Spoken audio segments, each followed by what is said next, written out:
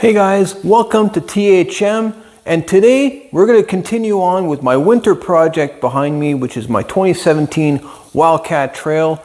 Been a lot of fun. I got a little mini series going on right now on this machine, but today we're going to be working on the CVT system, and we're going to be replacing a belt. And I can guarantee you most of you guys are not doing this correctly. Stick around and see exactly what I'm talking about.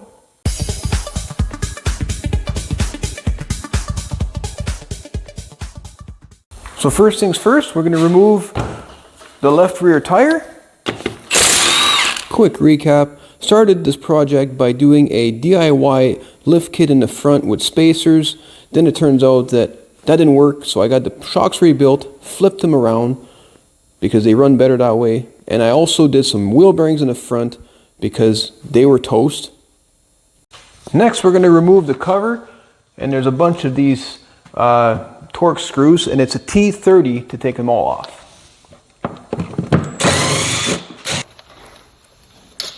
Alright, now we can remove the cover, which is going to be a little sticky because of the seal, and that's a good thing because you don't want any kind of debris making its way in here.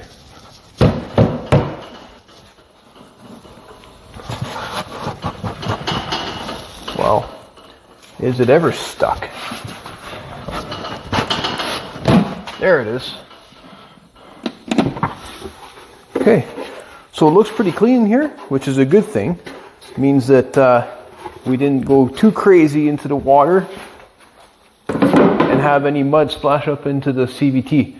So, next we're going to remove the rear cap screw here, is what they call it in the book. By the way, we're going to be following two separate sets of instructions. First one will be from Articat, how to do all of this. And also, because we're going to be breaking in a new belt, we're going to follow those instructions as well. So before we get too far and we start pulling this bolt off, one thing I forgot to mention is Articat recommends that you mark the sheaves in relation to each other. So there's already an X here, but what I'm going to do is I'm going to put a marker line right over here. And I'm also going to put a marker line on the inside sheave at the same location, so that when we put everything back together, it'll all be kind of clocked in the same way, and then everything should run perfectly that way. Now that we've got that done, it's a 5/8 socket to remove the bolt. I mean, 5/8. Everything else is metric, but they decided to go with a standard bolt size, but that's okay. So let's rip that off here. Let's put all that away.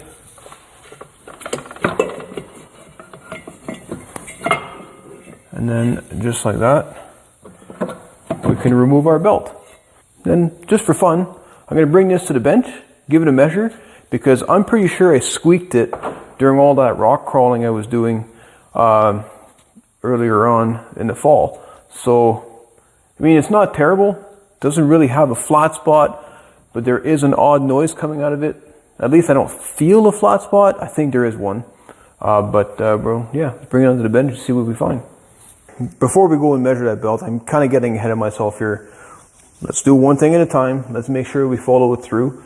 So, because we have the opportunity here to clean the sheave, put my light a little bit closer, you guys can see what I'm doing.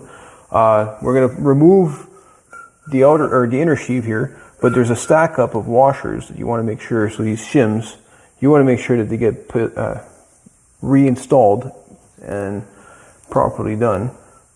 So we can just pull this straight out, and you're going to see all sorts of belt dust and stuff like that inside these bushings here. So we're going to make sure we take that to the bench and clean it.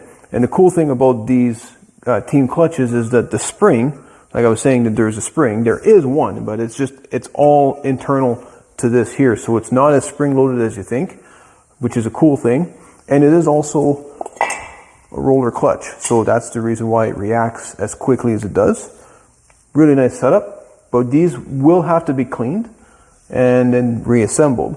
Same as the primary clutch. I'm not going to be removing the primary clutch, I'm just going to clean it in position. So what I like to do is I like to put on the mask, and I like to blow the debris out from all of the moving parts of the clutch, and then go ahead and follow the same procedure we're going to do with this one on the bench, except we're going to do this one on the machine. So let's bring this and the belt to the bench and then follow up with what we have to do next.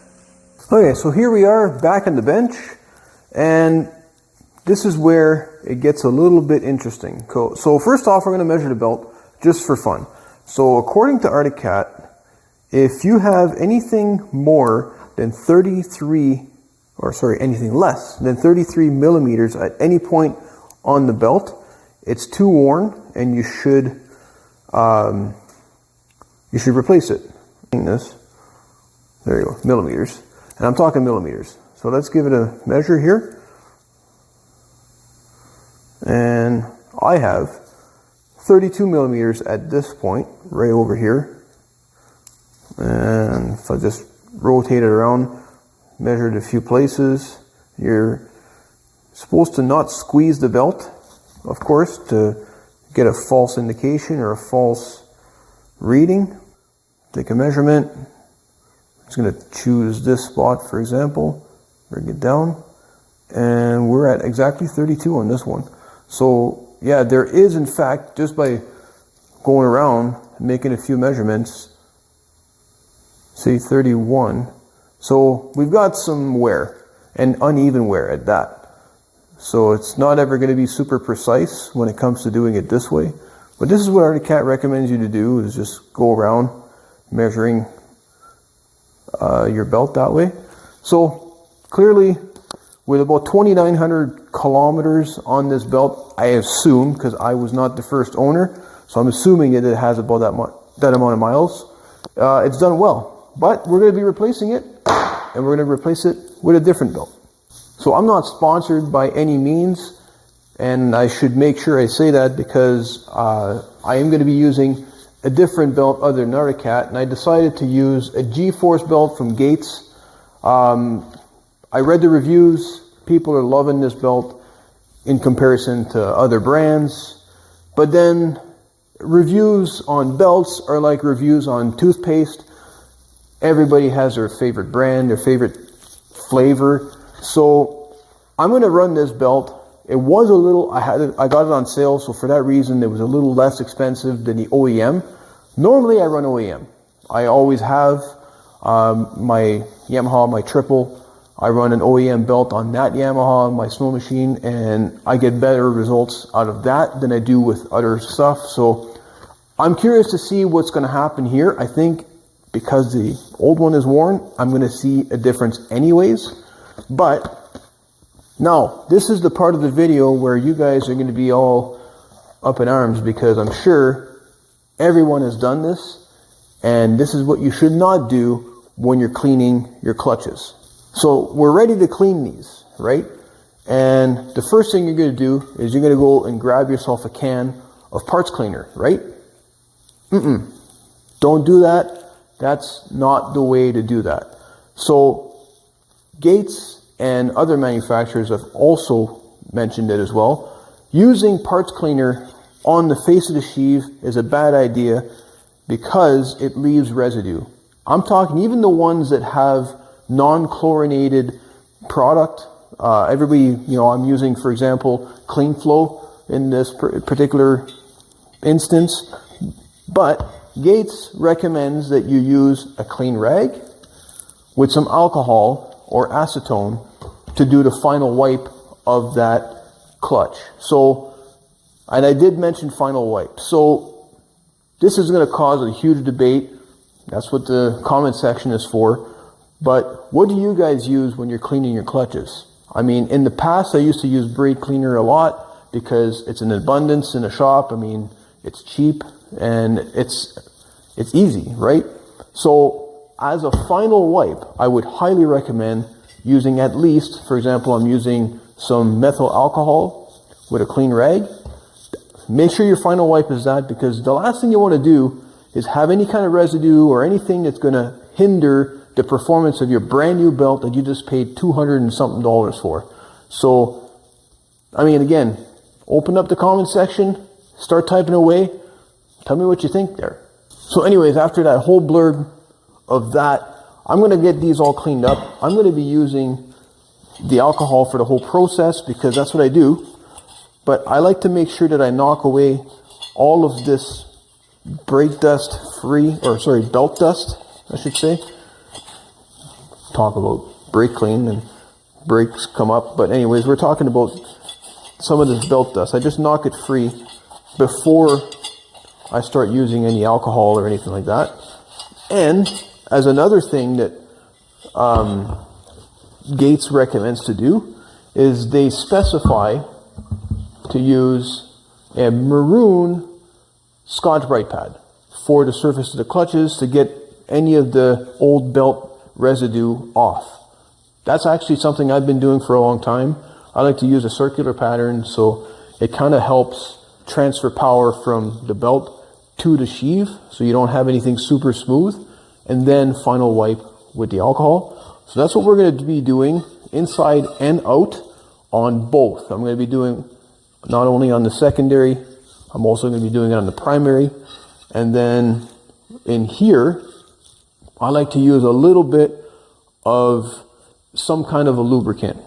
What works really great for me in the past is a greaseless lubricant, something like a silicone lube, just to make sure that these slide in and out really well on these bushings and it doesn't attract any kind of debris such as, again, belt dust, which it builds up in there.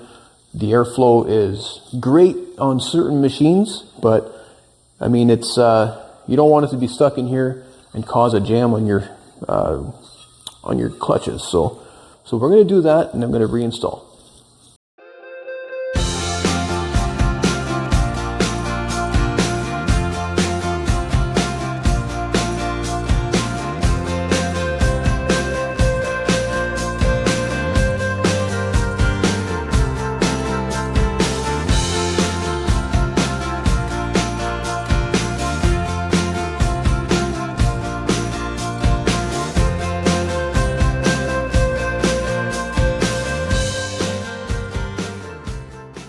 So now that you got most of the debris removed from the sheaves, before I go ahead and I start using the final wipe or using the alcohol to make sure it's clean, I always make sure to install a set of gloves onto my hands. And the reason for that is because you don't want any of this garbage that you've just put onto your hands to transfer onto your fresh belt or onto the sheaves, right?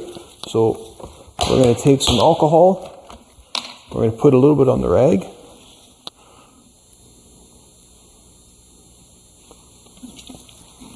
and at the same time, I mean, it protects your hands from getting all dried up with that alcohol. So we're going to make sure that we give it a really nice cleaning. We're going to let it dry.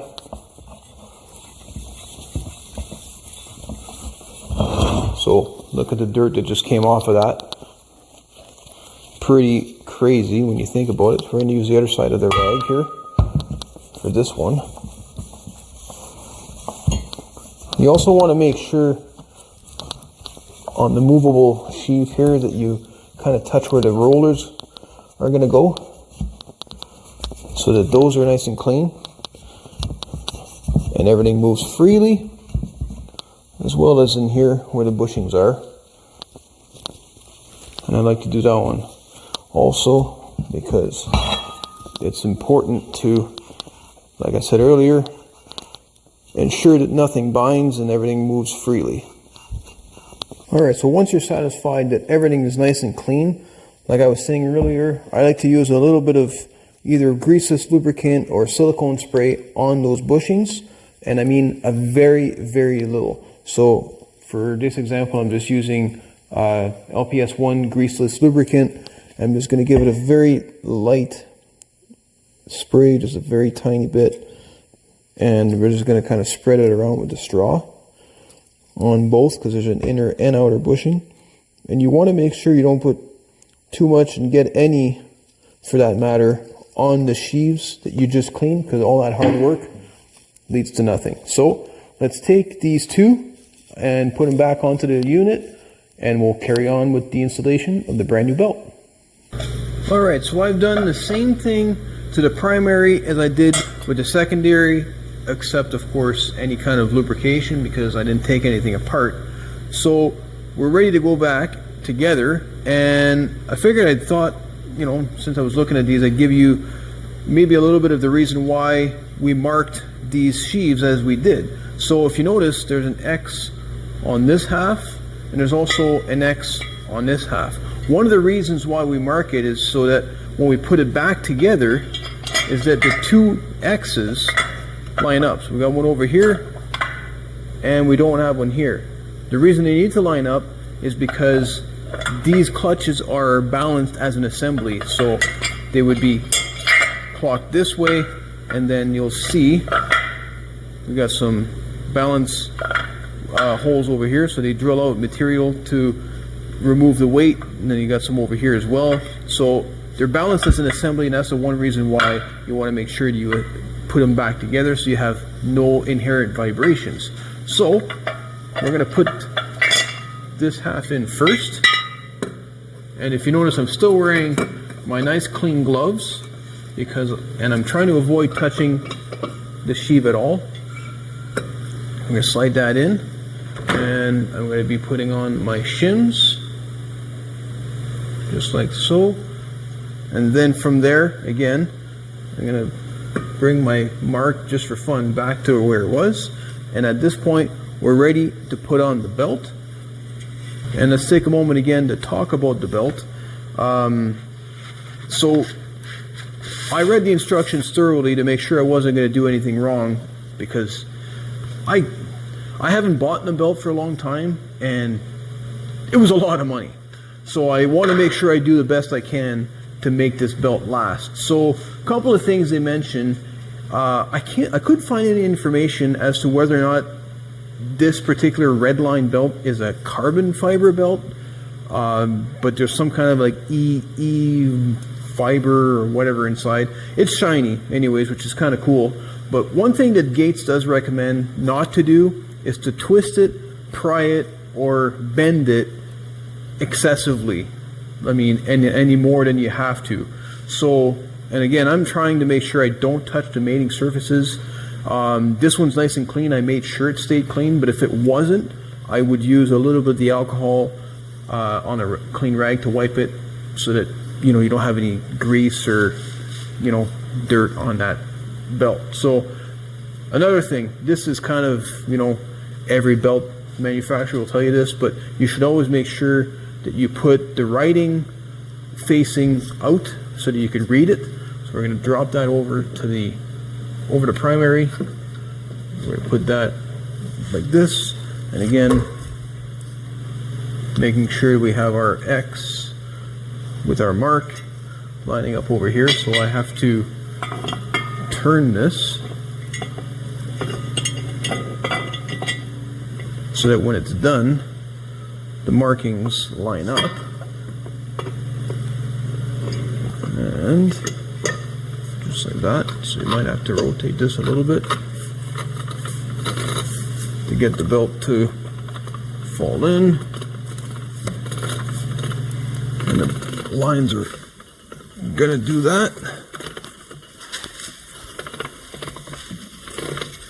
And then of course we're going to put in our cap screw here. They call it a cap screw. It's a bolt. I don't know why Arcticat uses a different word, but I'm just trying to use the words they used. So I'm going to slowly kind of tighten this by hand as I rotate it and bring the belt to the top. Just tighten a little bit at a time. Bring the belt to the top. And we're going to keep doing that until it's all the way seated, and then we're going to hold the clutch and torque it to 35 foot-pounds.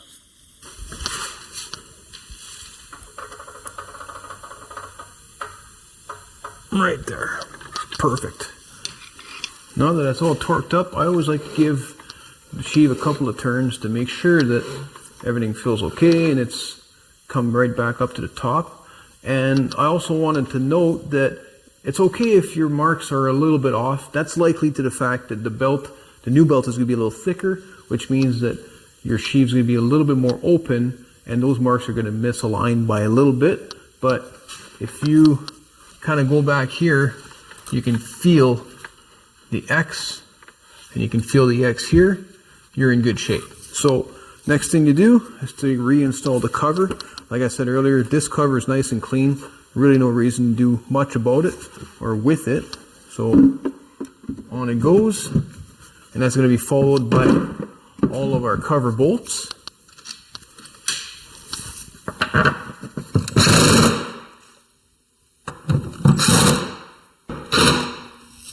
And that's it, guys. So now we've got the cover on and we're good to go. So that's going to leave me to the tip of the day, and obviously today's tip of the day has to be read the instructions and follow them when you're doing any kind of project like this. So I'm also going to leave you guys with a question. So be honest with me. If you guys have ever changed your belt on anything, such as a ATV or a snowmobile for that matter, how many of you were just using brake cleaner to clean the clutches? Because I can honestly tell you, that's what I used for many, many years. Now, did I get any kind of bad results out of it? Well, not necessarily. But one thing I can tell you is after I read the instructions, this is a little while back now, and I noticed that, hey, these manufacturers are saying to use alcohol or acetone, I did a side-by-side comparison doing exactly that. I used non-chlorinated brake cleaner on one hand and alcohol on the other.